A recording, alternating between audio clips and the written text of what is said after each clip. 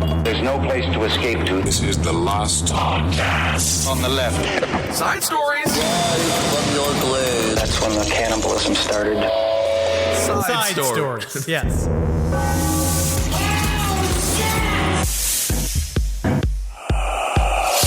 Here we get this thing. They pulled this thing up. We got a lot of stories tonight. We got a lot of information to go through. Yeah, I mean, a lot of show. We had a lot of show to get through. I don't know if we're going to get to all of it. You know, that's what everybody says. I hear that on the radio all the time. People say, a lot of show today. I don't know if we're going to get through all of it, but now I kind of understand that feeling. Right? Because we got a lot of information. It's a big news week for us. Yeah. Are we starting the show? I don't know. I don't know. I'm just puttering through various tabs because I did have a thing open up that I needed to have, and now I've lost the tab that I was looking for. So I just am having a nervous breakdown. Welcome to Side Stories, everyone. Welcome to Side Stories. Ben hanging out with Henry. You have thousands of tabs. Is the show over? No, the show has just begun. Oh, man. Yes, it feels as if it's been going on for far too long. But you know what? That's because today's a somber day.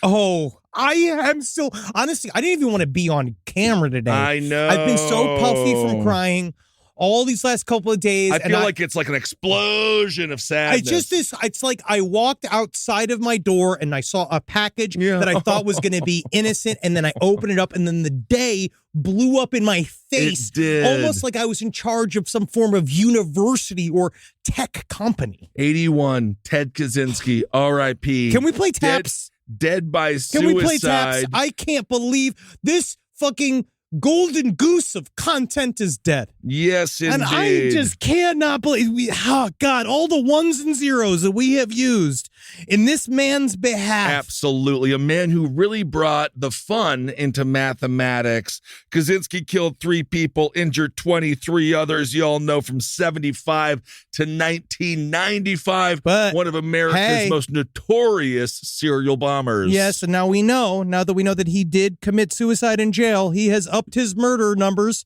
to 4. Absolutely. Now, so this good is the work. one I think thing. that's what he wanted. I think he was excited about that. The final bomb. It's just him with explosive diarrhea after eating purposely contaminated prison food. He did also have a bunch of cancer. Well, yes, now we know. So I'm going to say this. Cancer is what took him. He went to commit suicide without the cancer. He just decided to take it upon himself because, let's be honest, for a man who was a hermit, he did have initiative. Horrible person. This is why Montana has a bad reputation to this day for people who live in the woods. But it does seem like the cancer, that was a key component to the death. Well, I think it is very similar to Hunter S. Thompson in many ways. Truly, when Hunter S. Thompson... Wasn't that just alcoholism and drug addiction? He had an injury from a sports event. Yeah, he had a sports injury that basically, toward the end of his life, he was completely wheelchair bound. And he was a very... Was he? Yes, he was a very proud man. At the very end, he decided to take his own life because he wanted control over his narrative. And if there was one person in this world that was so controlling of his own narrative... It is true. It was Ted Kaczynski. So now that, yes, he was in late stages of cancer. He was very frail and still as frustrated than ever. And I don't know why, because as I discovered in a post yesterday, he was played by the very handsome Paul Bettany. You know what's in a also television series that was very quickly used to sell iPads. I was watching some news reports because now they're showing some older images of Kaczynski before he went absolutely insane and again began his reign of terror. He was... If you were going to go and be taught by him, he was kind of the sexy, crunchy professor from Animal House. I don't know if there was anything sexy about him. He was not that bad. They said that Have you seen young Ted Kaczynski? I'm going to show you a picture of young Ted. But I don't know. I would say before or after the MK Ultra testing. Before or after the MK Ultra testing, because if not, depending on, because right before he was just a young man, then they made him crazy on purpose to see what it would do for the war, and it didn't do a heck of a lot except make a Unabomber, which is what we got. Look at that strapping young gentleman. But I want to say that this is before he was teaching. Again, Paul Bettany wasn't playing that version of him. Paul Bettany was playing shit in a bucket, smelling like rotten milk version of Ted. Don't come around my wife, Ted. Look at this sexy You should see this picture. He's got a lantern jaw. Yes. He did have a lot of hair. He was born with it all, and then he gave it away. I can't believe it. And would you believe the only Polish guy to ever graduate from Harvard? Is that right? No, probably not. No, Although that's I didn't true. realize, is he Polish? it was Kaczynski. I don't know. Kaczynski. It's got to be one of them. It All I could know is be. I almost killed myself trying to constantly retype his name over and over again to research for the show. Kaczynski. All right. Kaczynski, but well, you there know, you go. Ted is dead. The end of a true nightmarish life. and you should check out Jamie Gager's book. We did a interview with her for Patreon. She wrote a really great whole expose of Ted Kaczynski's private life. It's a really, really good book. But Wasn't yes, that just his life? Does Ted, when you live in the woods, separated by all humanity, I don't think it's a private life. I don't know. I think it's just life. I think that he was a very solitary man, and he, up until the very end, believed that no one understood him. He was the ultimate, yeah. I do feel like he missed TikTok in a way because he would have really been he great could on have. TikTok with the filter that puts like the dark eyeliner on it and He's gone. playing like stained songs with the lyrics highlighted over him as he's sitting there. Like he would have been perfect for that. He definitely was one of those. He's like, I'm a genius. Nobody gets me. I just wish I could blow up the whole world. Well, indeed, he was on the outside looking in because you want to be able to watch, much like when you let your shit on fire. You want to be able to see when the person opens up the package.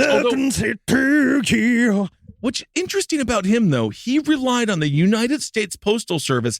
He didn't, to my knowledge, I don't think we know. No, he was not a self-made mass but murderer. No, he he was helped. He got help. But I don't think he even watched the bombs go boom. Well, he did a couple watch times. One?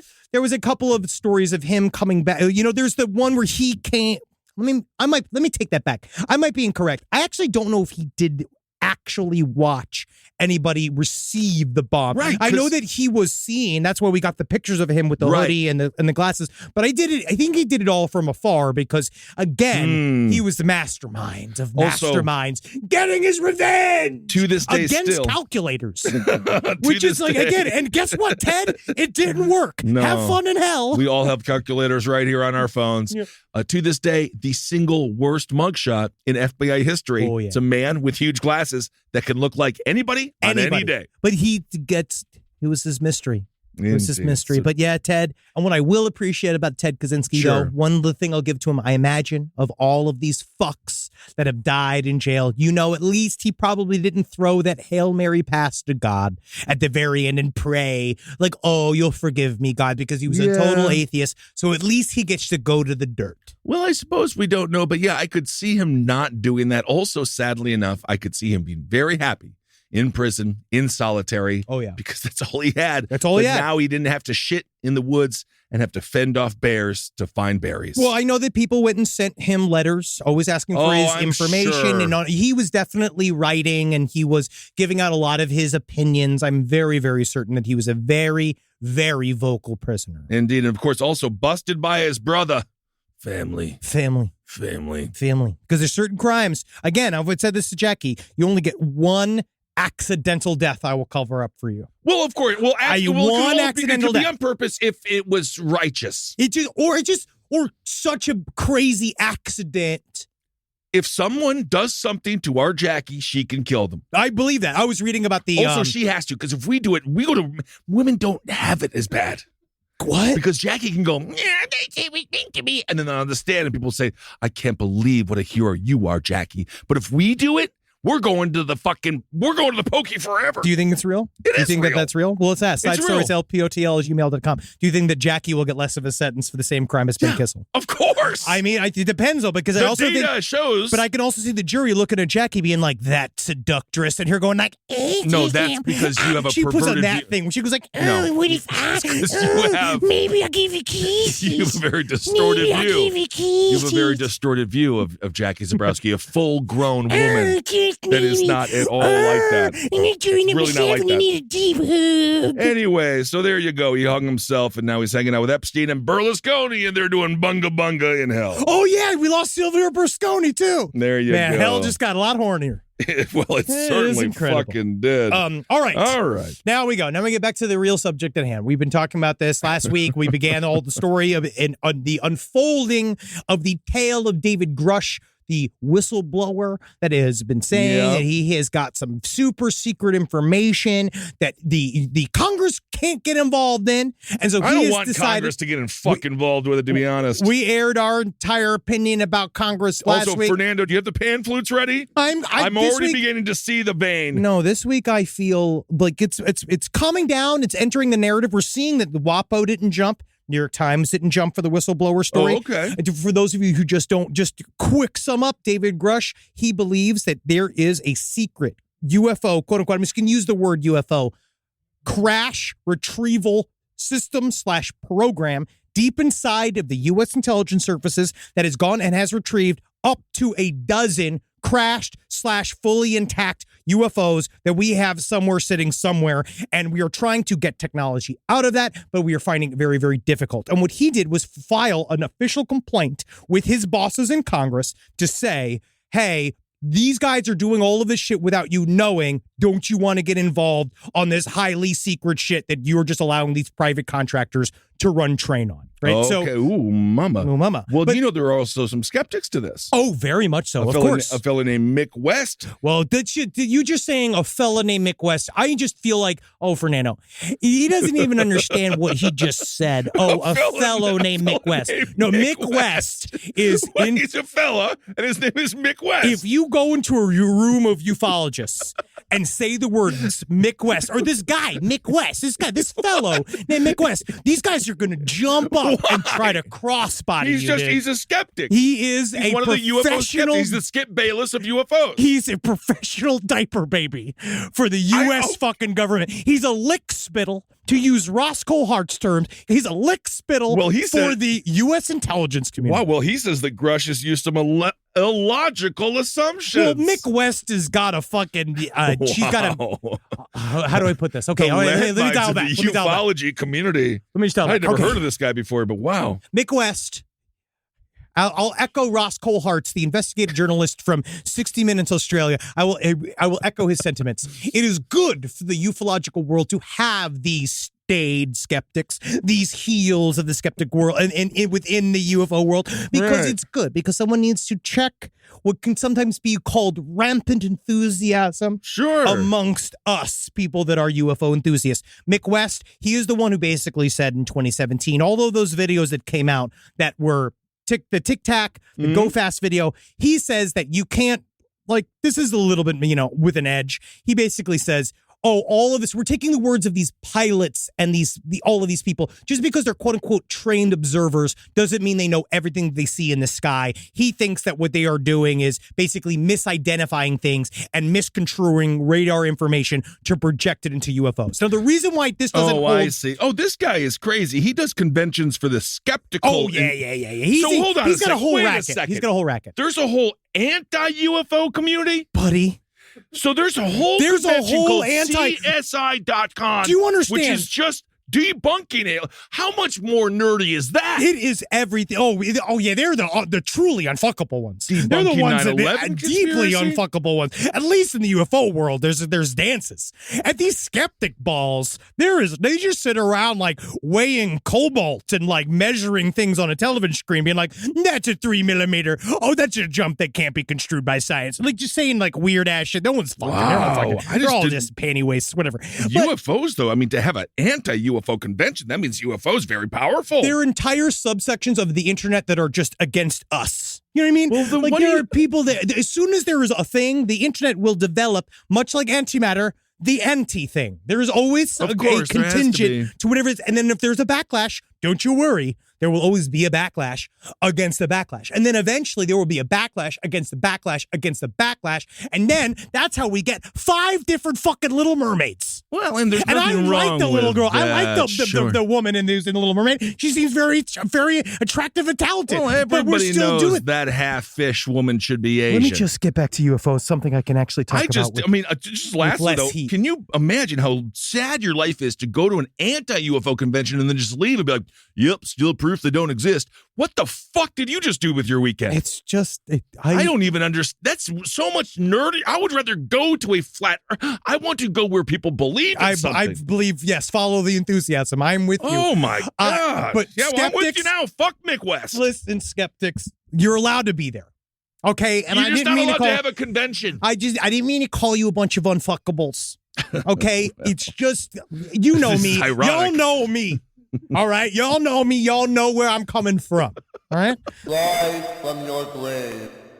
So let's look at this interview to sum up. Okay. So David Grusch went and did a long format interview with Ross Coulthart, who is an investigator from 60 Minutes Australia. He has really been into this whole story. Him and George Knapp and Jacques Vallée have been kind of like these massive proponents of this new version of soft, getting harder disclosure. Yes. Right, yes. We're in the mid-fluff. We're in mid-fluff. Okay. We're right at, you said, there might be a chance? Like, what? Oh, she touched my knee. We're at that level right now of disclosure. Yeah. Wow. So Very good. he did a 7-hour interview, David Grusch, with Ross Coulthart that has been edited down to 1 hour. And here's a couple of little bits we got. So number one, we had David Grusch from within the intelligence community. He researched this topic from within it for 4 years. And he has tapes of recordings of men who have said, we were a part of this crash retrieval / object retrieval program. Okay. And it's like, and we swear, we pick his will. And he also says that he says he was shown pictures and he was shown some stuff. But again, one of the big criticisms comes in is that this information to David Grusch is still secondhand. Okay, sure. So we'll put it out there.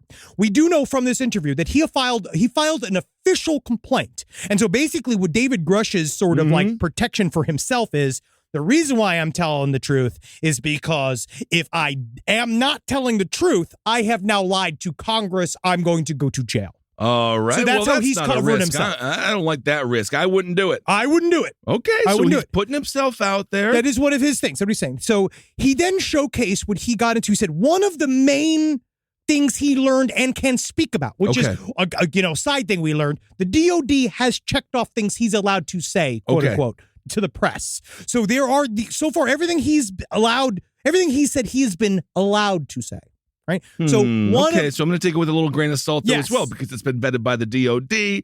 Obviously, they have their own initiative. They have their own goals in mind, specifically, perhaps on the cusp of number 3. Maybe they want us to know this information in this way, and they are telling us information they want us to know, but we don't know why or how yet. So one of the main things he said he was allowed to talk about was a crash in Italy in 1933 that was retrieved, supervised, and scooped up by a Mussolini. Oh, right? no. Now, Mussolini, this is actually like, this is where the hairs, all a million of them start to stand up on my back. Yeah, I don't right? want the Italians to have this. Very fascist at that time. They got rid of it. Don't worry. They got it real fast.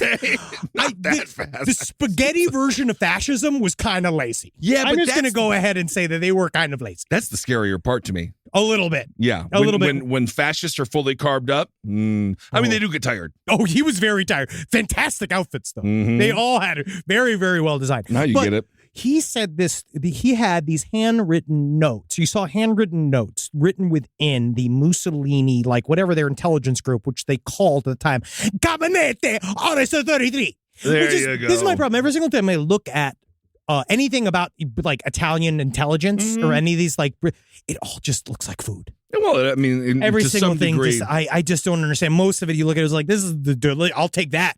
Ooh, what's that? Ooh, does that decide? I'll think of fettuccine with that. That is actually true. They would only get one shoe size for the military, size 13, and then from there they would just stuff it full of meatballs, and then you would. So if you were a size 7, that's a lot of meatballs.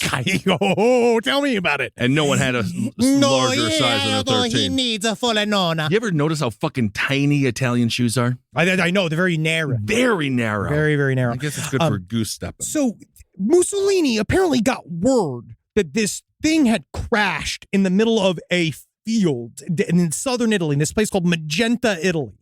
And they went down there, and apparently there's one story that calls it a 2 discs attached at the rim.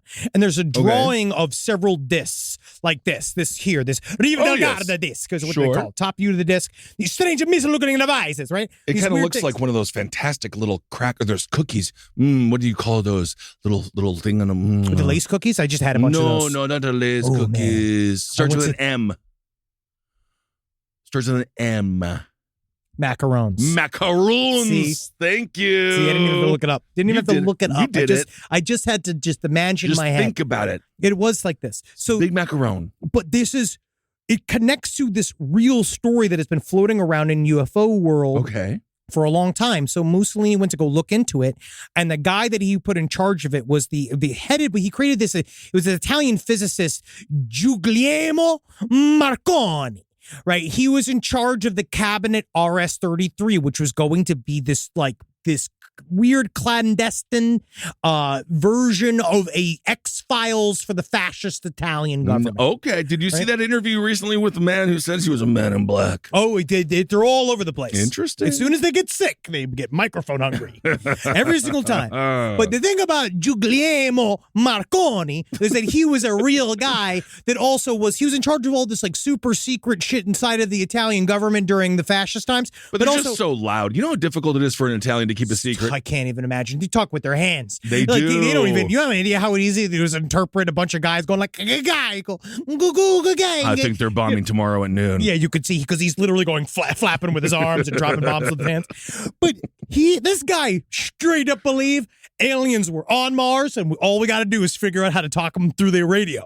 Oh, and that's all we got to figure out. That's basically what he said. On Mars, okay. He was real confident. But all right. Yada, yada, yada. This thing has been picked up. There was this object that was a disc-shaped object. There was also an object that looked like a bell, and it was transported to fascist Germany very, very quickly. Because at first, Mussolini thought that this was enemy technology because they knew that the Germans were working on what they called the solar disc, this version of basically a UFO-like thing. It just never worked. It's almost like Hitler was methed out of his fucking mind. Like he was a moron and he just said a bunch of shit being like, I want the plates to fly. And they're all like, all right, whatever Adolf wants. Exactly. But it's just interesting because it points to stories that were already out there that were very, very like hidden within the UFO world. Yes, David Grusch probably did a lot of research on UFOs leading up to it, but nothing like this. Like this is really, really, it's different. And he also basically saying that's one of the things we got. So that's 1933. From 1933, it's an Italian UFO that we have. We also know that the Vatican came up, and that's how we know that that's how we got the UFO in the first place. No. But the Vatican also has been researching UFOs for probably 1,000 years. They should be researching what's going on within the rank and file of the priesthood. I actually kind of trust them more with the UFOs. I do. I feel like they will do a better job.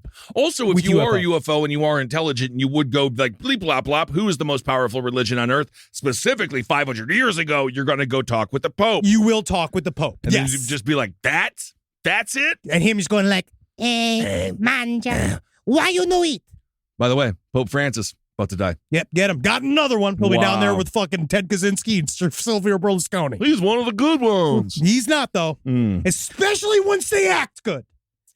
Now, what David Grusch, the term he uses quite a bit is NHI, non-human intelligence. So what he's saying is that these UFOs that they have discovered is that they're still not saying aliens. They're not saying extraterrestrial. And he won't go as far as to say extraterrestrial. They are still saying this Earth. They believe so it's that just AI. No, they're saying that it comes from, if it's something that is real, that might have come from another physical dimension. That is the main thing that they're floating, is that they still can't say, because they're like, it's earthbound, it's made out of earthbound shit that is stacked in a way that humans never would. Like, that's basically what they're saying. And so it's stuff from here, and it's, but it's, it's the Ghostbusters. No human would ever stack books that way. Well, it seems like Mick West would say it sounds like science fiction. More like not science faction. Shit breast. That's what I call him, a breast made out of shit. This is an entire Forbes article really praising Mick West. Oh, they love him. So we now know the DOD is covering. But this is 33. Truly, that is what we're left with. Now, of course, many years later, 90, some would say, we have what we just saw in Las Vegas, which was truly fascinating. We have actual footage of what appears to be a shooting star coming down from the heavens. I do think it's fucking trippy as shit. It is interesting. They do one thing I will say to add on to the David Grusch stuff is that maybe there's something to here, is that he says that he believes that it's one or the other, that these things have crashed here on purpose, that is not accident. Or we figured out some way to knock them out of the sky. Or there's something that has happened within the pilots interface in the machine and something natural on the planet Earth that has caused them to crash. Well, according to Mick West, he says a lot of people might get ideas from Rick and Morty. Oh, well, yeah, it's because, you got that. Such He also says little Rick and Morty depict condescending spaceships. prick. I want to fucking, you know what? I'll talk to him. I'll talk to Mick West. Bring him to the show.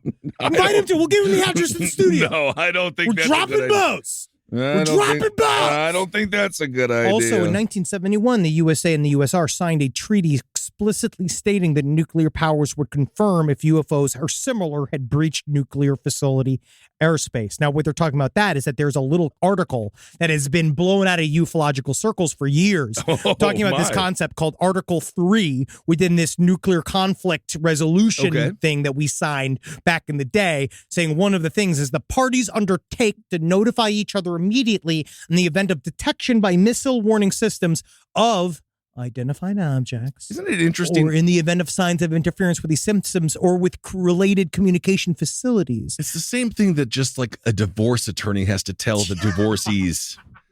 Just let us know if you're around, please. Let us know.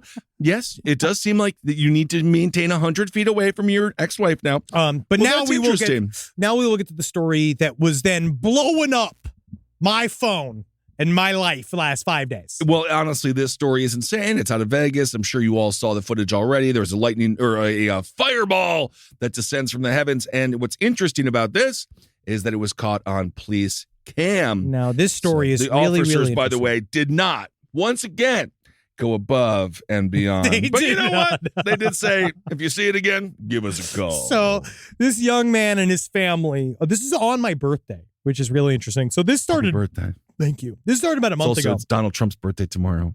Oh, no. Oh, he won't be able to rape anybody. He's going to be in jail. No. Watch out.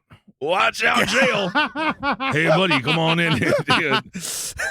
Yeah, you never know. You never know. You never know. Wait, this, so it happened a month ago. Now, this story, the reason why we were even hearing about this Vegas alien story is because George Knapp of Channel 8 News in Vegas, who's our boy. Yes, our friend now. We had it. My personal friend, George Knapp. Spoken to him outside the context of a show? My friend, if he was right next to me, he'd sort of be kind of forced in a way to acknowledge these. He would. And I do think he enjoyed us, thanks to everyone who listened to that interview. Oh, yeah. But he's been a proponent for this story because he heard about this, and what he got a hold of was this cop body cam footage. Yes. So May 1st, a young man sees what he says a shooting star fly over his house, and he hears a loud noise in his backyard. Then he says he goes to see what the hell's going on with his family. Yeah. And if you want to hear the entire story, you should actually go to the kid opened up his own YouTube page, which a lot of people got immediately kind of like what is he doing here? I mean, it's America. People are, I just think it's an extremely interesting story, and he wanted to tell people the story. Yeah, if it is real, obviously, I will put it out there. Well, that who knows? body cam footage is real. That's been proved to be real. The cops actually showed up at the location because the people called the police, and they were like, yeah, we got a couple of 9-footers out in the backyard, and the cops were like, yeah, we saw something. So it was corroborated. Yes. So it's Alien Society 51 is his YouTube channel if you want to go listen to his story. Yeah. And so he tells his story. Him and his family go to the backyard to see what was going on, and they say that they see these creatures 8 to 10 feet tall, exactly as you would describe a gray, no mouth, no nose, big, what he described as wet eyes. Wet eyes is a term that we've heard many times describing grays. Well, if they don't have fucking blinkers like we got, what are they called? Eyelids? Eyelids. I would assume they have to stay moist somehow. I don't know. Unless they are fully a biomechanical machine. If it's like literally they're a machine. I don't know. And so they the family shot a little bit of video where you see very garbled. And I have attempted to watch each version of this so-called proof of alien existence, which is a very, very grainy iPhone video, was supposed to feature an alien hiding in a forklift. Right. And which is interesting. I I did not see anything. That's and actually much like unfortunate. like in Scrooge, when he's like, you can see these women's nipples in the costumes, and the guys are looking. He's like, hey, you can barely even see these nipples. Right. I was really looking. You were looking, and it's sad because, as we know, with our horrible immigration status in this country, for so many people that want to come and work, these farmers are looking for new types of people, entities to work the fields. And if we can get the aliens to know how to use forklifts, that's job creation. Absolutely. And of course, we can flip the script and they can become a servant class. But then the atmosphere becomes the border. Yeah. That'd be fucking cool, though. Kind of already is. That's my pitch to Adult Swim. We're already having space wars right now. I mean, we're trying to. We're setting up for it. Stupid Star Trek. Oh yeah, stupid Star Trek. But this video came out right. For this story. But the reason why this story has any sort of water, holds any water at all, is this cop body cam footage that George Knapp secured. Now, I'm going to show a little bit of it so you can see it. We want to show it on the our various whatever social media, Patreon, fucking garbage. But you can see it's like from a 1950s fucking sci-fi movie that you see a light, a big thick old light in the sky, shoot across and land in a little field. You see the explosion. But then what you hear is, so the cop saw this. So independently. Absolutely. The family calls in a 911 saying, hey, there's a fucking creature in our backyard. They're like, all right. But a cop happened to see this light happen at the same time. Freaks out. Gets the call saying, hey, this family is seeing this blah, blah, blah thing. This cop is now seeing the flash in the sky. He is then so motivated that he goes to the family home. I mean, he's not that motivated. Well, yeah, because I'm going to play this little clip right now, is that he goes to the backyard, stops himself, and then says, well, hey, if those 9-foot beings come back into your backyard, you call the police and we'll come back here, okay? Yeah. Beings come back, don't call us, all right? Deal with it yourself. I ain't dealing with that. So he basically says, well, he's got to go home to his wife. He says, if you see these 8-footers again, you call us back and you we'll give come us look a at ring. It. Well, they said afterwards is that the cop was so fucking freaked out by the family, by what he saw before, and he saw the thing go. The music in the background. Oh yeah, the music even that was as creepy as well. Yeah, as soon as you show up and you hear that weird. Yeah, you know something about to get real. I do like that. No, but it is interesting. A lot of people immediately debunking it because there was some fake footage. Ring footage came out that was completely fake. That showed like you heard a sound, a crash noise. It's not there. There are some people calling into question the young man who saw it, making the YouTube channel immediately and talking about it. I would say. Hey, I'm also throwing some like hesitant vibes towards this story because it is very coincidental. It's coming on right after this whistleblower story. So you can kind of see how people are, on some level, you could see maybe someone would benefit from throwing some chaff into the out there, maybe trying to make this kind of like, like fuck it up so you could throw this kind of outlandish story in the middle of what's supposed to be a very grounded UFO story. I think they'll learn the hard way. There's still not a lot of money in ufology, and the few amount of people that do make the few amount of bucks, it ruins their life. Well, there's also just not many of them have really found a way to monetize it. No. But I did think that was fascinating. So again, as Henry was saying, flaccid disclosure. We're at half masked. We're half disclosure. masked, and it is when you're going to the pool, fascinating. You never fluff? No, I don't feel the need to fluff. I believe that would be very strange. You don't fluff at all? No, I think that'd be very weird. Not if you're going to go out predatory. To the pool or. Yeah, why would you do that? So you can go No. You can see No. Ganda. No. The elephant has his trunk, doesn't it? I did go to a nude beach once, and I'll tell you one thing. A lot of those people don't have to fluff. Let's talk about this story then you brought up. It's a perfect segue into we want to talk about Sonic? Oh, no, I want to talk about the nudists who couldn't sit in the restaurant. Oh, you want to talk about, all right, great, we can do that. Because I've ended my UFO portion for this fucking week. All and right. we'll probably have more information next week. But again, look into the Vegas UFO story. I'm thinking it's a little bit suspicious, but George Knapp's belief in the story makes me believe because we're best friends. And I'm waiting on that invite, George. Right. So where am I going to be? Where you live? He doesn't know. Let me He come really to your house doesn't know tour. you. So there's a nudist colony, and the nice thing about nudist colonies, again, is freedom and butts. Well, this guy and says everyone that- has fun. And this one guy, he says he does it because he has that high-stress job, and being nude allows him to relax. We're all supposed to be nude anyway. So there was a naked couple, and isn't that nice they were together? They went out to a little... They're just friends, though. Well, it doesn't... They say it several times. They're just friends. Okay, and that's fine. So they went out to a pub. They wanted to have a meal. But then it turns out that they were all naked. Yeah. And then people were like, you can't be eating here naked. But I don't understand why not. So apparently this is finance worker Neil Cox. And healthcare worker Danielle Quiggin, who are probably, I'm going to put it out there, fairly attractive for nudists. I mean, nudists, can be beautiful. Nudist is everybody. I mean, nudist can be anybody, but mostly the nudist is a different type. The nudist a lot of times is it mostly looks like me and my wife clone of me. Well, there is that aspect of it, but then also there are people who it's like, I understand. Why would you wear clothes? Yeah, why would you? work so hard. I think a lot of times they're like, oh, no, I got to wear clothes because I'm making everybody horny all the time. So these people, these nudies, went over to this place, right? This It's pub. called the Railway Pub on Burnham-on-Sea. If you can't be naked at the Railway Pub, where can you be naked? It's not the Rail Dog fucking pub. All these fucking prudes that were hanging out at the diner, they gave it a bunch of negative reviews because they just said they let all the cocks and poons hang out here. Well, and I think that's ridiculous that these people judged the diner for its open-mindedness, causing the diner to now say, I'm sorry, are your cock and balls out?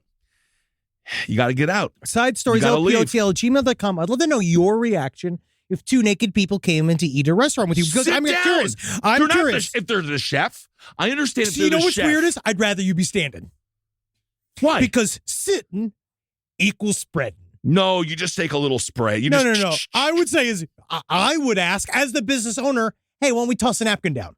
Sure, you could do that. Yeah, I think that's fine. That's bad. Why don't we just put a little bit of buffer between nature and my venture here? Look at all these So cute Mr. butts. Cox from Chesser, he said that I've made over 500 visits to shops, bars, and other business whilst naked.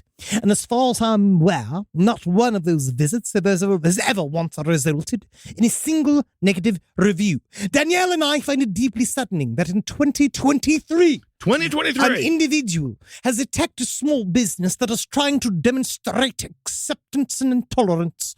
The reaction in the pub when we arrived was initially one of surprise, but quickly moved to quiet acceptance. Oh, my. Well, please, yes, shut the fuck up and just eat your food. Two naked people sitting in a corner of a pub having a beer and a burger quickly becomes boring. I mean, I would like to look over and see a set of I'll look at boobies. it. Why not? He said he went into 500 shops, which does make me think he's like marking them down, which is kind of weird. I don't remember how many shops I've ever been in. That's the thing. He says previously he did a 1,000-mile naked cycle for charity, which has got to be fucking horrible on your balls. Dude, your butthole. I was thinking asshole. Just all of it. He said it's because those are the little seats that go right in there. And he said he has a high-pressure career, and that he rarely gets dressed due to the fact that he's able to work from home, and he's very comfortable being naked. And he says, I live this way all the time, and most people are used to me.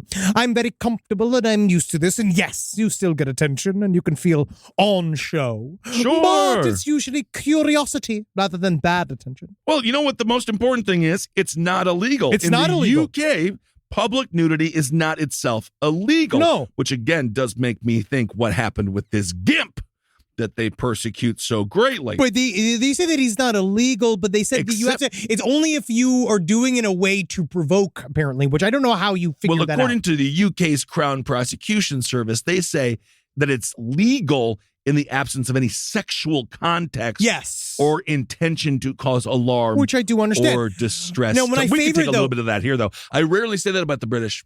But we could have a little bit more acceptance to freeing the balls here, can't we? I believe that, yes, nudity should be prevalent and always.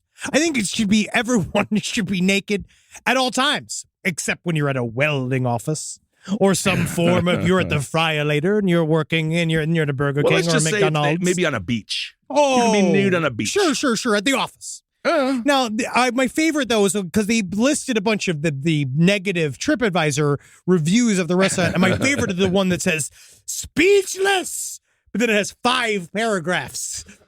That's my favorite, is a 1-star. Speechless. What Prue just sitting in there in their itchy Just enjoy corduroy, it. grabbing their fucking crotches, being like, oh, I wish I had the freedom to be naked, and then writes a 5-paragraph TripAdvisor review on a couple just trying to live their best life between that asshole and the group that has the anti-UFO convention. I don't know what's going on with this GD world. I don't know myself, and you got to be careful, especially out there, and you got to protect yourself, especially from your family. Live from your grave. All right. Well, I want to talk about this story because it has everybody really nervous, and also kind of excited. Sonic. So there was a Sonic employee. Now, if you want to get your hot dogs out right, you want every single employee at that Sonic to be loaded clicking with cocaine. Oh yeah, well that's what you mean. They're even well trained and focused on the burger at hand. They need to be trained. It's it's hot dogs, brah. It's hot dogs, brah. Well, actually, Sonic is complicated. I think that Sonic for the varied menu that it does have, I feel like you have to know how to do quite a bit. It does. And for a little hack out here in Los Angeles, I'm at El Angelino now. You're supposed to go to Del Taco. You know what you get at Del Taco? What? The burgers. And do you know what you get at In-N-Out? What? The tacos. See, I think funny? My main truly controversial thing I'll say today, the only controversial thing I've said today is In-N-Out is overrated. Oh, yeah, it is. And the fries suck. And everyone knows that. So at Sonic drive-thru, a person's going through, they want to get their goddamn hot dog, right? And it turns out when they open up this hot dog bait, they take a bite out of this hot dog, you know? And it turns out it's not mustard that's on their face. It's a bunch of cocaine. Now, this is a 54-year-old cook at Sonic Drive-In. He was arrested, but named Jeffrey David Salazar. And the man looks sufficiently sad in his mugshot. Now, they said that this lady bought a hot dog. Yeah. And she bought a hot dog, and it was a coney. So it was a hot dog chopped with chili and melted cheese, and right? Long. And long. And when she opened it, in her mouth came out a full bag. She had about $100 worth of cocaine, which makes it officially a coney dog. Yeah, exactly. What is this woman complaining about? I would not, honestly, this is true. This is me. I would not have gone to the cops. I would have gone in and been like, buddy, I think I found this. Or I would have been like, your cocaine. I would not have taken it just because, unless you want to test it. We're in a very Puritan country. But because I would try to be like, how much this? I bet this is about $500 worth of cocaine, right? That's what I would say. Sure. Knowing you're lowballing, get the money because now you have the man's cocaine. Oh, absolutely. And have fun with it. So, of course, the cops show up immediately because it's a hot dog related crime. Oh, of course. They're like, no, to prove that it's cocaine. Dude, they do the pinky test. Yeah, they do a field test, which is stealing a person's cocaine. That's pure cocaine. You know, many times. All right, let me just do a couple of bumps. Let's call in Zabrowski the drug dog. He's a person. Yeah, we just call him drug dog. Yeah, bow wow. Let me see that cocaine. But this, I love this piece of humanity here. Now, they said that they got the surveillance footage from inside the restaurant to kind of figure out where it come from. It's a bag of cocaine and a hot dog. It wasn't well hidden. We now know this is an issue. Someone's made a mistake. There's only so many places that the cocaine could have come from. They go and they watch and they see Salazar, and he says that he is making some form of they see it. Him and another guy are making a transaction within the back room of the Sonic area where they see him in another they're buying. He's buying cocaine, and then he says Salazar that appears to go back to his job of preparing food. However, they said after the alleged transaction, they said that the only way they could describe it was that Salazar stopped what he was doing and began to, quote, frantically search the area as if he had lost something. I actually think that's the cocaine within the cocaine. Oh, that is because you get fucking, so it's amped the up. end of fucking Goodfellas. It's Ray Liotta seeing the black helicopters like he's making the fucking veal cutlets and then like we gotta flush the cocaine down the toilet. It's very sad. Waylon Jennings has a song about it as well. So I actually feel this man's stress. Oh, very much so. It's like he also it's the moment because I've thrown out weed. I remember I've back done in the that. day. Oh yeah. Back in the day. you can just see, first of all, the guy himself, I don't know if he's actually going to use the cocaine. It looks like he might want to be a cool stepdad, get it for his kid. I don't know. I just feel like either way, Mr. Salazar's story, I think, is long and complicated, and I hope he doesn't go to jail for a long time for the cocaine. It's a felony, but he shouldn't go to jail for it, actually. That's why I'm sad about it. It is just cocaine. It just... I'll just be careful with it. But yeah, the just thing don't is, drop it into a fucking hot dog, dude. Put it in your fucking pocket, man. What is wrong with you? How long have you been buying cocaine? Whoa. He's busy, bro. He works at Sonic. I know, man. He's stressed out. Orders don't stop coming in when you're doing your cocaine deal. I am looking out for our audience. Do you know how many times I've bought drugs at work? And how many times our incredible audience has bought drugs at work? Yeah. Millions of times. And that's what I'm saying. And so I'm looking out for them. Keep your head, like now, once you got that cocaine, man, you need to put it in your car, dude. Well, you need to put it away from your body. A little too hot in there. Does Coke have to be temperature controlled? I have no idea. But you know what I would say? Like when we did all of our mushrooms, and we still do our mushrooms, but we're getting older now, we would be like, boys weekend, we're going to Vegas. Who's got the mushrooms? You plan it. Oh, it's all planned. What if he was going camping this weekend with his boys? Oh, man. And he's just like, hey, brother, can you just get us a little bit of Coke? We can back in the old days. I tell you what, this Little League Championship ain't going to umpire itself. No, it's not. I'm going to need some strike calling powder. No, I have no idea what this guy was doing. But again, we've all bought drugs at work. He's ruining the party for the rest of us, man. When he fucks up like that, he makes all the rules harder on everybody else. You gotta fucking watch your six, dude. I don't know. I honestly, keep if your I was head the in a woman, fucking swivel, man. If I was the woman, I just wouldn't have called the police. I mean, it's just I honestly, I don't know. I do feel like it's a little like we're moving. I feel like as a country, we can move past this part of calling the police. I think that if it's just drugs, just fucking sell them. Well, now you're being a criminal, or do them. Sell them to somebody, or do also them. Criminal, but whatever. Or just go back. But test the Coke before you do it. That's another thing I want to make sure our audience understands. Yes, test the fucking Coke for fentanyl before it fucking kills you. There you go. Real nice there. It is nice. I agree with you. I agree with you entirely. Okay. Well, I think it's time for Hero of the Week. I think we've yelled enough. Yeah, I believe so. Now, what is a hero? My times when I imagine, I remember Mr. Rogers says, in times that are bad, look for the helpers. Mm-hmm. Look for the helpers, which is what I always say about us. So there's a Nova Scotian. That's a person. Yep.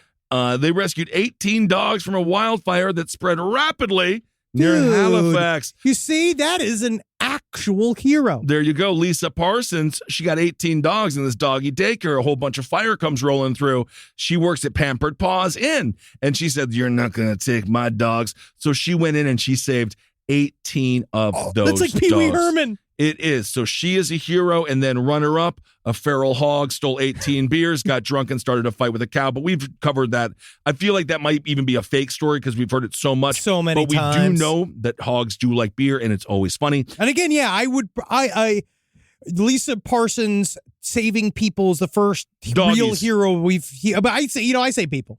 That's the first hero I've heard about in a while. Yeah, Lisa Parsons, you did it, and you're Nova Scotian as well, so I bet you she's pretty hot. They're a beautiful, beautiful bunch. She's cute.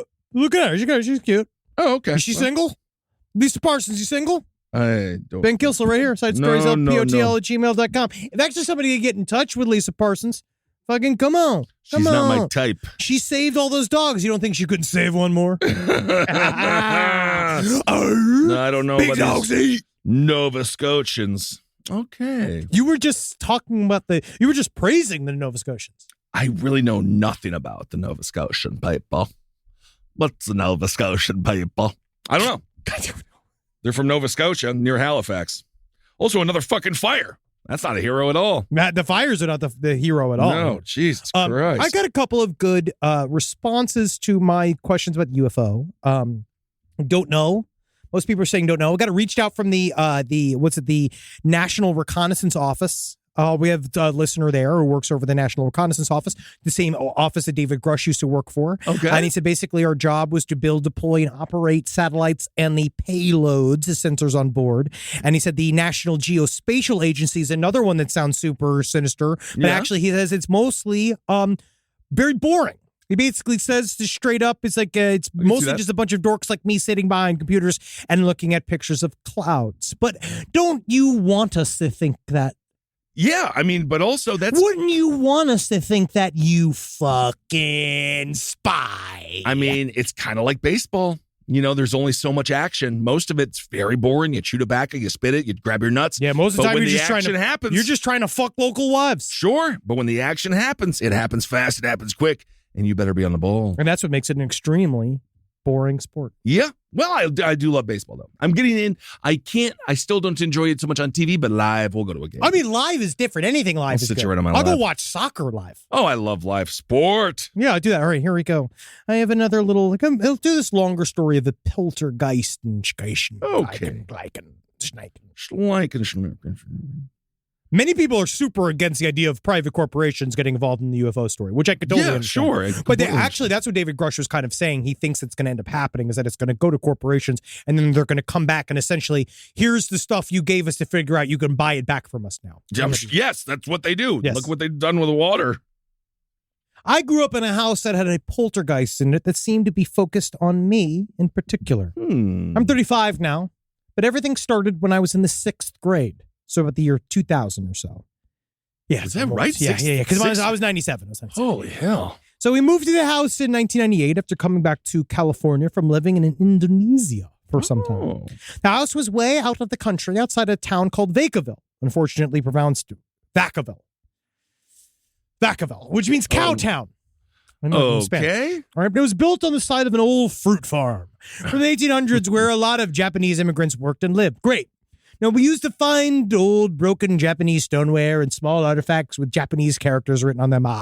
We would also find tons of Native American artifacts like fishing weights and arrowheads or obsidian shards. Ooh. Nice. Oh, what about a nudie magazine? Indeed. My entire family had experiences in that house as well as quite a few of my friends.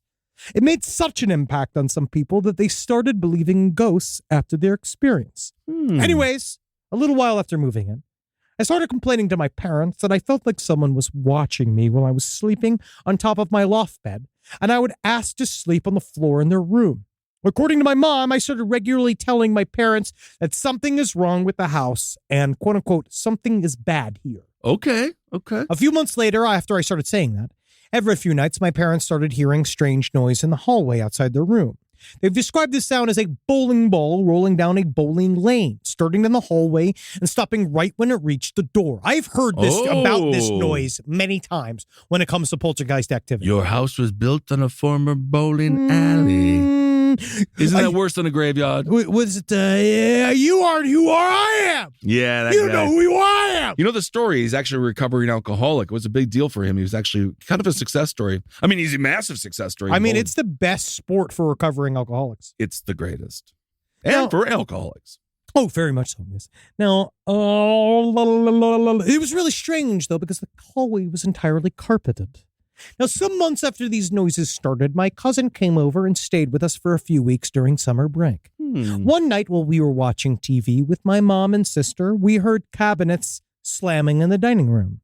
Thinking it was one of the cats messing with the cabinet doors, my cousin and I walked into the dining room to get it to stop. When we walked in, we saw 2 of the cabinet doors slamming open and closed entirely on their own. Needless to say, we freaked the fuck out and ran to the living room. Right. And there's just many more stories. I'll just do a couple more, they said. When I was in high school, I was at an old school CRT TV in my room. The kind where you had to pull a knob just to turn it on and didn't have a remote. I remember that. Oh, I remember Back that. in the day. You go both ways up to school. I remember it was snowing, and I remember when I had to call the principal and tell them I was gay. Yes, indeed. And you used to jerk off to the surgery channel as close as you can get to seeing a nipple. And I woke up in the middle of the night one night, and as I was laying there trying to get back to sleep, I heard the knob pull out on the TV, turning on. I looked up, and there was just static on the screen with the volume turned up really loud. Okay. A couple seconds went by, and then the knob clicked back into place, turned the TV off. Cool. The last story is the scariest thing that happened, at least in my opinion. This happened probably around 2007. My mom was in the kitchen cooking one afternoon, getting ready for some family to come over for dinner later. I was in my room doing something on my computer, and all of a sudden, I heard her scream, and then a dish breaking on the floor. I run out to the kitchen to see what happened, and I see her standing there with her hands over her mouth crying. I asked her what was wrong, but it took her a little while to actually answer me.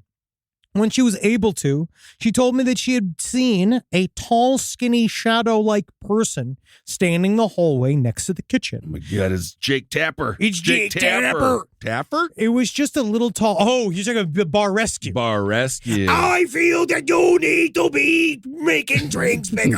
Yeah. Right. It was a little taller than the door frame.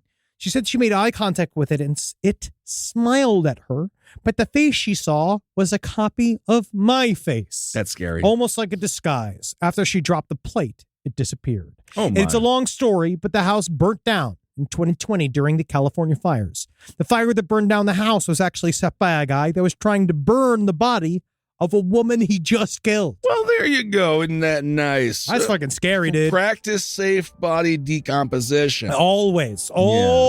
Make sure you got the right shovel. Yes, indeed. All right, because you're going to live every day haunted by the fact that you got this body already all the way out to the ravine. And next thing you know, I got the wrong shovel for the terrain. Oh, my God. What am I even doing? Should have read more of the indifferent stars above. And you just got to laugh because, you never know what's going to go wrong. In this whole life, you never know when you're going to go outside and a bunch of a plane is literally going to dump liquid ice shit on you. You couldn't have that Remember happen. that? Yes. Remember that? And then Absolutely. You're going to love telling everybody that story in jail. Yes, indeed. You know. What you in for? Bad shovels. Bad shovels. It ain't right. Okay, everyone. Thank you so much We for did listening. it. You got your live shows coming up. Yes, I've got live shows. You hustle, man. You got to hustle damn tickets. I know. I have to hustle. Because remember, these what I tickets. need you to do is when you go see Kissel's show, I want you to wear a sign on your shirt that says something like, I'm Spanish. And he's going to lay into you. I mean, people write a shirt being like, my wife's a bitch. July 9th. And he's going to tear her to shreds. San Diego, July 9th. July 16th, San Francisco. July 23rd, Vegas. That's my birthday weekend. And July 30th, Buy him a drink. Ontario, California. Bud Light Limes. We just got to get That's all he drinks. Just get a couple hundred people out to those shows. You there. show up, you buy him a Bud Light Lime, he's going to tell you why he can't fuck you that night. Oh, well, I mean, really depends on who you are, doesn't it? Come on. Okay, Give him a everyone. shot. Hail yourselves. Hail Satan. Congratulations. Hail me. Bye. Hail me, yo. Come on, yo. This show is made possible by listeners like you. Thanks to our ad sponsors, you can support our shows by supporting them. For more shows like the one you just listened to, go to lastpodcastnetwork.com.